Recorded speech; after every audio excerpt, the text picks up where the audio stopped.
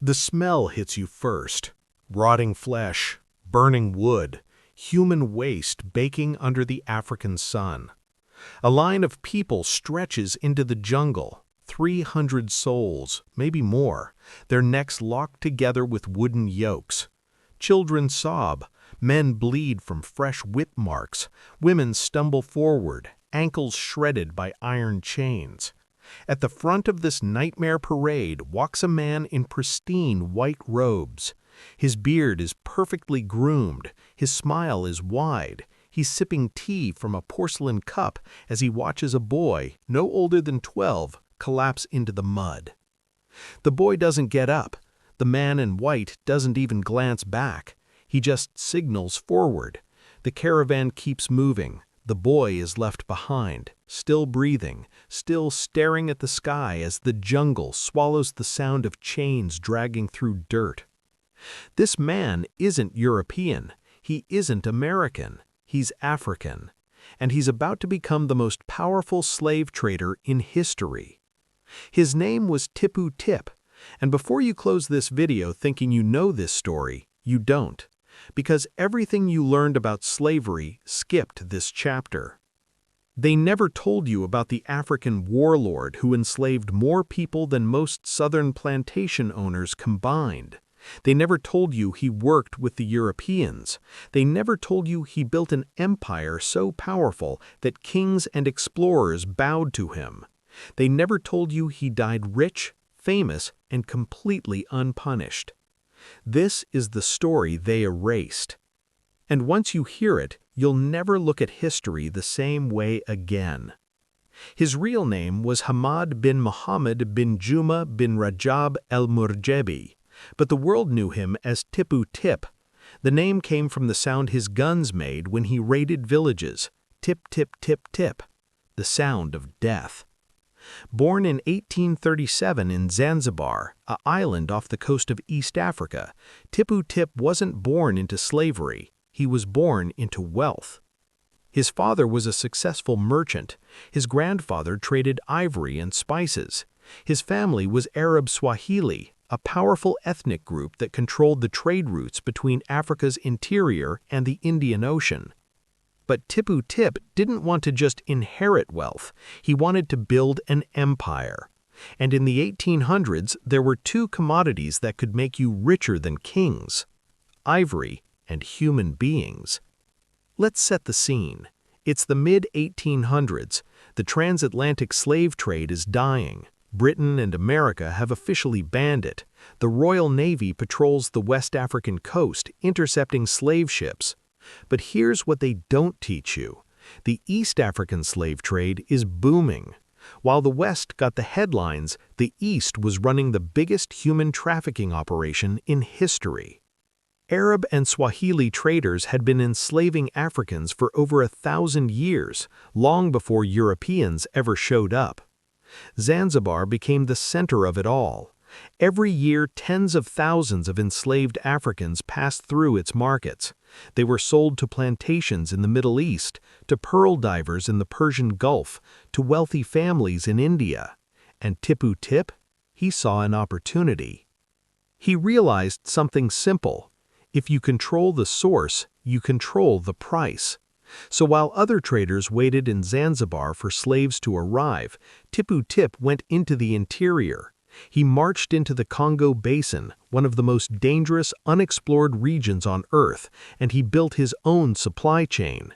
He didn't just buy slaves, he manufactured them. Here's how it worked. Tippu Tip would arrive at a village with his private army, hundreds of men, all armed with rifles. He'd offer the village chief a deal. "Give me your enemies, I'll help you conquer them. You get half the loot, I get the people."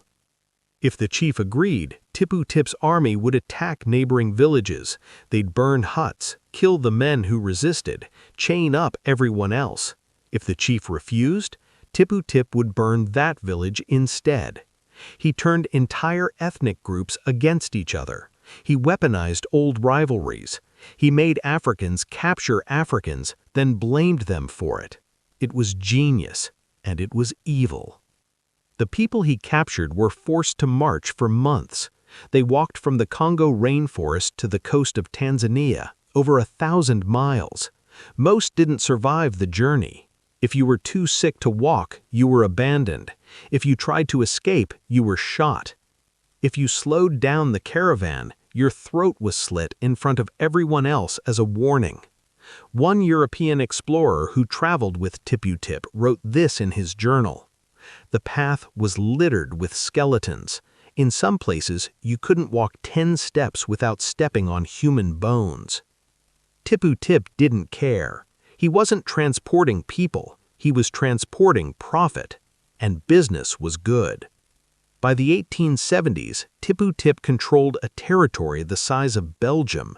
He had his own government, his own army, his own trade routes.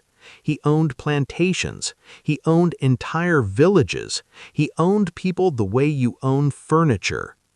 But here's where the story gets darker, because Tippu Tip didn't just work alone. He worked with the Europeans, and that partnership would shape the future of an entire continent. In 1876, a man arrived in Zanzibar looking for help. His name was Henry Morton Stanley. If you know anything about African history, you know that name. Stanley was the reporter who found Dr. Livingstone. He was the explorer hired by King Leopold II of Belgium to map the Congo. He was a man who believed white people had a duty to civilize Africa. He was also completely lost. The Congo was brutal. His men were dying from disease, starvation, and attacks from local tribes who didn't want outsiders marching through their land. Stanley needed someone who knew the interior, someone who could navigate the rivers, someone who could keep him alive. So he hired Tippu Tip, and Tippu Tip agreed. Why? Because he saw what was coming. He knew the Europeans wanted to colonize Africa. He knew they had better weapons, better ships, better political power. So instead of fighting them, he partnered with them. He became the middleman. He guided Stanley through the Congo. He introduced him to local chiefs. He helped him build trade routes. He used his influence to make European colonization easier. And in return, the Europeans let him keep his slave empire. They didn't stop him. They enabled him. Stanley wrote glowing reports about Tippu Tip.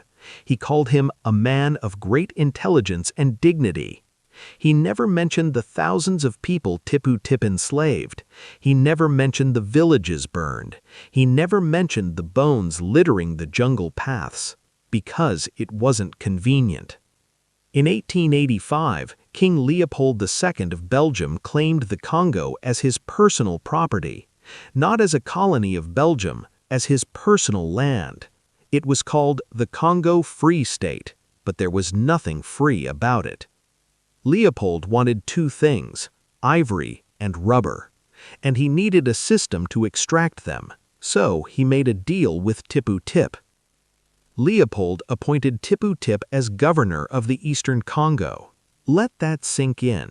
A European king hired an African slave trader to run part of his colony. Tippu Tip's job was simple: keep the interior stable so Leopold's agents could extract resources. In return, Tippu Tip could keep his plantations, keep his slaves, keep his power. It was a win-win. For them. For the Congolese people, it was hell. Under Leopold's rule, an estimated 10 million Congolese people died. They were worked to death on rubber plantations. They were mutilated for not meeting quotas. They were starved, tortured, and murdered. And Tippu Tip helped make it possible. He provided the labor. He provided the control. He provided the infrastructure. He was a black man enforcing white colonialism for profit. Now, I know what you're thinking. Why didn't other Africans stop him? They tried. There were rebellions. There were resistance movements. There were leaders who fought back.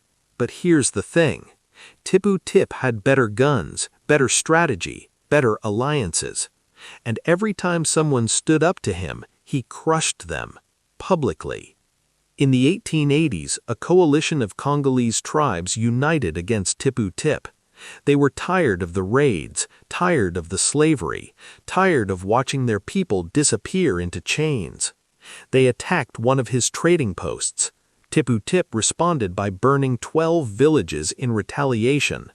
He didn't just kill the warriors, he killed everyone, old men, women, children. He wanted to send a message: resist me and I'll erase you. It worked. For the next decade, no one dared challenge him. But here's what history doesn't tell you. Tippu Tip didn't see himself as a villain. In his own memoir, yes, he wrote a memoir, he describes himself as a businessman, a leader, a man who brought order to chaos. He genuinely believed he was helping. He believed slavery was just commerce. He believed the weak existed to serve the strong. And he never, not once, expressed regret. Here's the part that'll make you angry. Tippu Tip retired in 1890, not because he was arrested, not because he was defeated, because he decided he was done. He moved back to Zanzibar, he lived in a mansion, he wore silk robes, he hosted dinner parties with European diplomats and Arab merchants. He lived like a king until he died in 1905. He was never punished, never tried, never held accountable. The Europeans needed him, so they protected him. The Sultan of Zanzibar respected him, so he honored him. And when he died, he was buried with full honors as a hero of Swahili culture. No one talked about the 100,000 people he enslaved. No one talked about the villages he destroyed. No one talked about the children who died in chains on his caravans. Because powerful people decided his story was too complicated, too uncomfortable, too inconvenient. So they erased it. They left him out of textbooks, out of documentaries, out of history. They let him fade into a footnote. You're probably wondering, why does this matter now? Because we're still living with the consequences. The Congo never recovered from what Leopold and Tippu Tip did. It's still one of the poorest countries on Earth, despite having trillions of dollars in natural resources.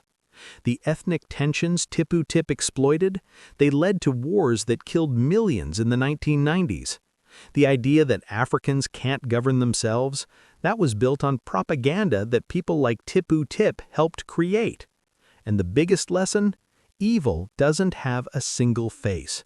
It's not just white colonizers. It's not just European kings.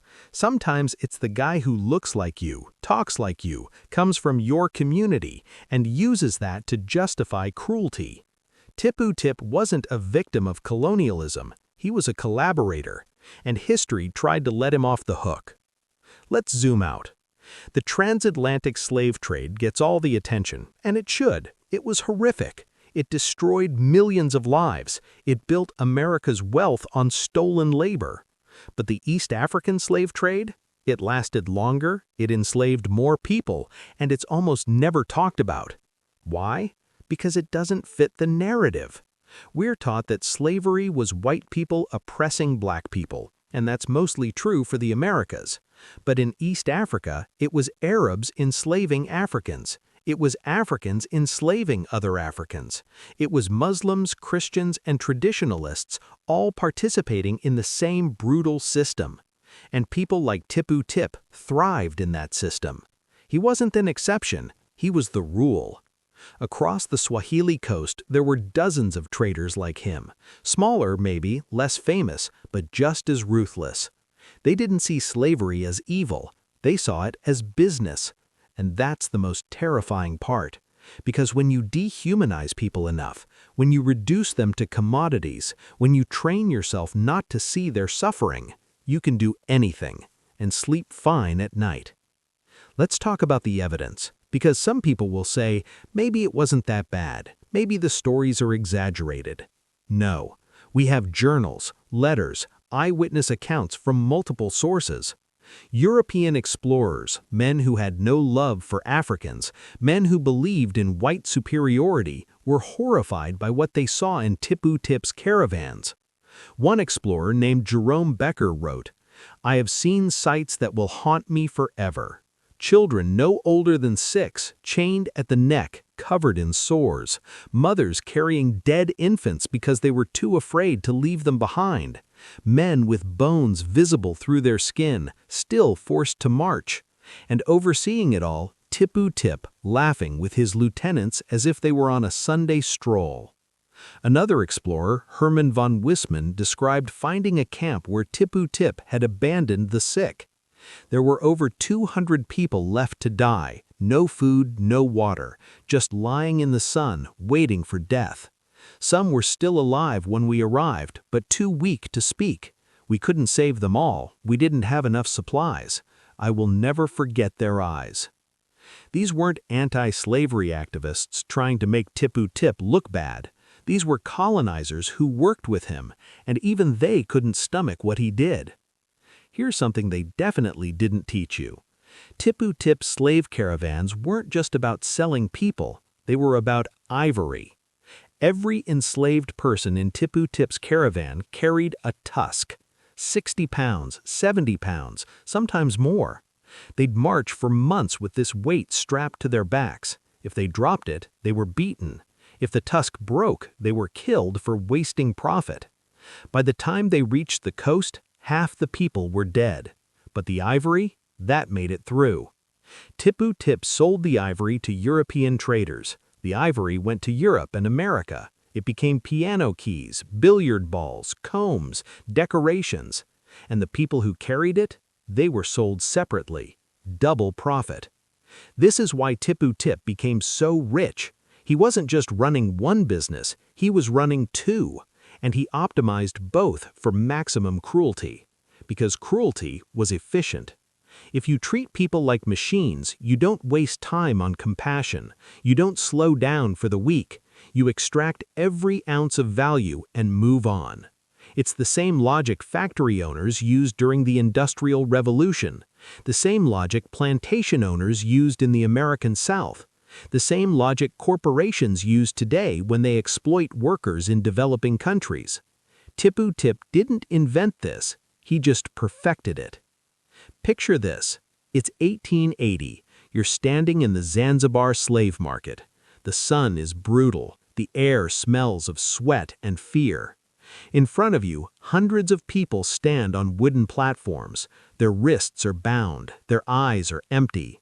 Buyers walk past, inspecting them like livestock. They check teeth, squeeze muscles, look for scars or disease. A woman is separated from her daughter. The daughter screams, the mother doesn't. She's learned that screaming only makes it worse. A man is sold to a ship captain heading to the Persian Gulf. He'll spend the rest of his life diving for pearls. Most pearl divers don't live past 30. He knows this. He says nothing. A child, maybe 8 years old, is bought by a rich merchant. The merchant smiles. The child doesn't understand what's happening yet. And somewhere in this market, Tippu Tip's agents are collecting payment. Because every person here came through his network. Every chain, every scar, every broken family. He built this. And at the end of the day, he went home to his mansion and counted his money. Now here's the wildest part. When European powers finally started pressuring Zanzibar to end slavery, Tippu Tip didn't fight it. He didn't protest. He didn't rebel. You know what he did? He adapted. Because men like Tippu Tip always survive. By the 1890s, Britain was putting pressure on Zanzibar to abolish slavery. Not because they cared about African lives, let's be clear, but because it looked bad. Public opinion in Europe was turning against slavery. Activists were demanding change. So the Sultan of Zanzibar officially banned the slave trade in 1997. And Tippu Tip? He just rebranded. He stopped calling them slaves. He started calling them workers. He stopped selling them in markets. He started employing them on plantations. Same chains, different paperwork. This is what people don't understand about systems of oppression. They don't end just because you change the law. They just evolve. After slavery was abolished in Zanzibar, former slaves were technically free, but they had no land, no money, no resources. So they ended up working for the same masters under new contracts that trapped them in debt for life. It was slavery with extra steps, and Tippu Tip was fine with it. He didn't need the word slavery, he just needed the power, and he kept that until the day he died. In his later years, Tippu Tip wrote his autobiography. It's one of the only first-hand accounts we have of the East African slave trade from a trader's perspective. And it's chilling, not because he describes horrific violence, though he does, but because of how casual he is about it. He talks about burning villages the way you'd talk about mowing the lawn. He describes enslaving people the way you'd describe buying groceries. There's no guilt, no reflection, no awareness that what he did was wrong. At one point he writes, "Some men are born to lead, others are born to follow. I was born to lead, and I did so with great success." That's it. That's his justification. I was successful, so I must have been right. It's the logic of every dictator, every warlord, every oppressor in history. And it's terrifying because it's so simple. He didn't need a complex ideology. He didn't need to believe he was doing God's work. He just needed to believe he deserved power. And once you believe that, you can justify anything. When Tippu Tip died in 1905, newspapers across East Africa praised him. They called him a great merchant, a skilled negotiator, a bridge between African and Arab cultures. They didn't mention the slaves. They didn't mention the massacres. They didn't mention the bones. Because by then, the world had moved on. Europe was focused on colonizing Africa properly. Britain, France, Germany, Belgium, they were carving up the continent and pretending it was for the good of the natives. Tippu Tip's crimes didn't matter anymore because Europe was committing worse ones. And that's how history forgets. Not through conspiracy, not through cover-ups, but through replacement. One horror gets overshadowed by the next, and the people who profited from the first horror slip away into footnotes. Today, most people have never heard of Tippu Tip. He's not in textbooks, he's not in documentaries, he's not part of the conversation about slavery. And that's exactly what he would have wanted. Because the greatest trick of powerful men isn't avoiding punishment, it's avoiding memory. So why did history bury Tippu Tip? 3 reasons. First, it complicates the narrative. When we talk about slavery, we want clear villains, white colonizers, European kings, American plantation owners.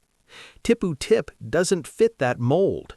He was African, he was Muslim, he worked with colonizers but wasn't controlled by them. He's proof that oppression isn't just a white versus black issue, and that makes people uncomfortable. Second, it undermines the noble savage myth. For a long time, Western education romanticized pre-colonial Africa as a peaceful, egalitarian paradise ruined by Europeans. That's not true. Africa, like every continent, had empires, wars, hierarchies, and slavery long before Europeans arrived. Tippu Tip is evidence of that, and admitting that means admitting that human cruelty is universal. Third, it's politically inconvenient. Modern discussions about reparations, colonialism, and historical justice rely on clear lines between oppressors and oppressed. Tippu Tip blurs those lines. He was both victim and perpetrator, both colonized and colonizer. And that complexity doesn't fit into sound bites. So instead of wrestling with it, history just ignored him. Tippu Tip wasn't unique. Across Africa, there were dozens, maybe hundreds of local leaders who collaborated with colonizers. They saw which way the wind was blowing. They saw that Europe had better weapons, better organization, better logistics. So they made deals. Help us colonize, and you can keep your power. Some did it for survival. Others did it for profit. Tippu Tip did it for both. And this pattern repeated across the continent. In West Africa, local kings sold war captives to European slave traders for guns and goods. In South Africa, some chiefs allied with the British to crush rival tribes. In North Africa, local elites helped European powers modernize their countries in exchange for wealth and status. This isn't a defense of colonialism, it's the opposite. It's proof that colonialism didn't just happen to Africa, it was enabled by Africans who saw personal gain in betraying their own people. And if we don't talk about that, we're lying about history. Let's bring this back to the Congo, because the story of Tippu Tip is inseparable from the story of the Congo's destruction. When Leopold took control, he promised to end slavery and bring civilization. He lied. Instead, he turned the entire region into a labor camp. Rubber quotas were enforced with mutilation and murder. Villages that didn't comply were burned. Families were held hostage to force men to work. An estimated 10 million Congolese people died under Leopold's rule. That's half the population. It's one of the worst genocides in human history. And Tippu Tip helped set it up. He built the infrastructure, he provided the labor systems, he normalized the idea that Congolese lives were disposable. Leopold just scaled it up. Today, the Congo is still one of the most resource-rich and yet poorest countries on Earth. It has cobalt for your phone, coltan for your laptop, diamonds, gold, copper. And yet the average Congolese person lives on less than $2 a day. Why? Because the systems built by men like Tippu Tip and Leopold never truly ended. They just got rebranded. Again. So what's the lesson here? It's not that Africans are to blame for their own oppression. That's a racist lie. The lesson is that power corrupts. It doesn't matter your race, your religion, your background. If you have power and you're willing to use it without empathy, you can do unspeakable things. Tippu Tip proves that. He was born into a culture that practiced slavery. He grew up seeing people bought and sold. It was normalized. And instead of questioning it, he mastered it. He saw an opportunity and seized it. He partnered with colonizers not because he was weak, but because he was smart. He understood that in a world built on exploitation, the only way to survive is to exploit others first. That's the logic of capitalism, of empire, of every system that sorts people into winners and losers. And it's still happening today. Not with chains and whips, but with wages that trap people in poverty, with borders that decide who deserves safety and who deserves to drown, with systems that let some people accumulate billions while others starve. Tippu Tip didn't invent exploitation, he just played the game better than most. And that's the scariest part. Here's what they don't want you to understand. History isn't a battle between good and evil. It's a battle between the powerful and the powerless. And the powerful, no matter their skin color, will always find ways to justify what they do. Tippu Tip justified slavery as commerce. European colonizers justified it as civilization. Modern corporations justify exploitation as efficiency. The words change, the system doesn't.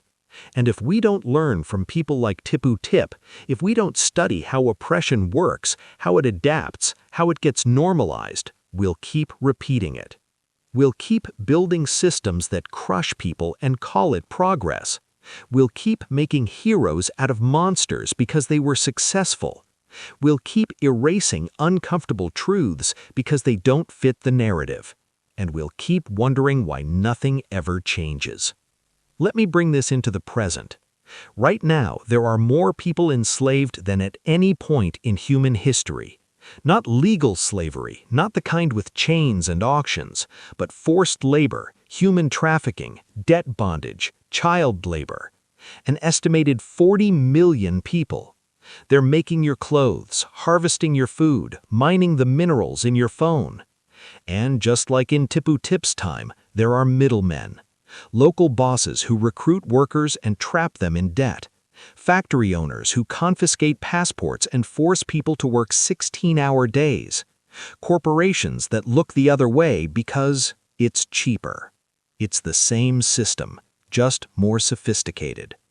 And just like with Tippu Tip, we let it happen because it's convenient. We don't want to know where our cheap products come from. We don't want to think about the hands that made them. We don't want to confront the fact that our comfort is built on someone else's suffering. Sound familiar? So what do you do with this information? First, don't look away. Don't let this be another interesting history fact you forget by tomorrow. Sit with it, feel it, let it change how you see the world. Second, question the narratives.